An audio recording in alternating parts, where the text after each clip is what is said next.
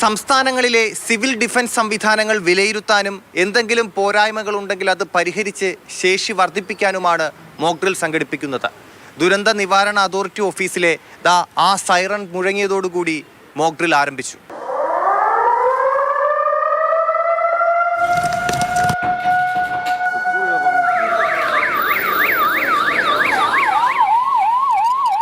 ജനകീയ പ്രതിരോധ നടപടികൾ നടപ്പാക്കുന്നത് പരിശീലിപ്പിക്കുകയായിരുന്നു ലക്ഷ്യം.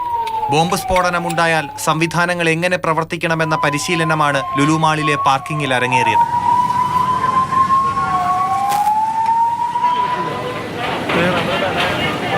ലൈറ്റ് ഓഫ് ചെയ്ത് ബ്ലാക്ക് ഔട്ടിന് സജ്ജമാകാനുള്ള പരിശീലനവും ലുലു മാളിൽ നടന്നു.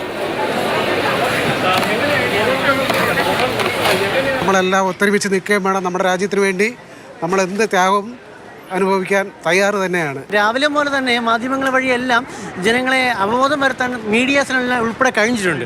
അപ്പോൾ ഇത് നമ്മുടെ രാജ്യത്തിൻ്റെ ഒരു സുരക്ഷയ്ക്ക് നമ്മളെല്ലാവരും ഒറ്റക്കെട്ടാണെന്ന നിലയ്ക്ക് എന്ത് ചെയ്തു ഇതെല്ലാം ഉൾക്കൊണ്ടെന്നാണ് ഞാൻ കരുതുന്നത്. തിരഞ്ഞെടുപ്പ് കമ്മീഷൻ ആസ്ഥാനത്ത് ജില്ലാ കളക്ടറുടെ നേതൃത്വത്തിലായിരുന്നു മോക്ക് ഡ്രിൽ.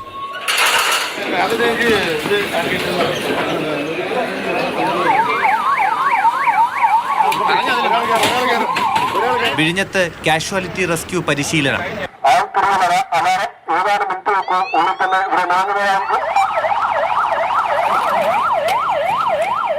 ഇതൊരു എയർ വാർണിംഗ് അറ്റാക്കിൻ്റെ ഭാഗമായിട്ടുള്ള ഒരു പ്രിക്കോഷൻസിൻ്റെ ഒരു മോക്ക് ഡ്രില്ലാണ്. ബോധവൽക്കരണത്തിൻ്റെ ഭാഗമാണ്. അപ്പോൾ അതിൻ്റെ ഭാഗമായിട്ടാണ് ഇപ്പോൾ ഇത് കഴിഞ്ഞത്. കാഷ്വാലിറ്റി റെസ്ക്യൂ 3 കാഷ്വാലിറ്റി, അതായത് റെസ്ക്യൂ ഇവാക്യുവേഷനാണ്. എറണാകുളം ഗസ്റ്റ് ഹൗസിൽ search and rescue mock drill.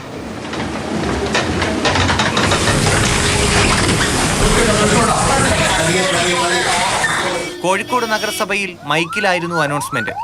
All clear siren 4:28 മുഴങ്ങിയതോടെ മോക്ക് ഡ്രിൽ അവസാനിച്ചു.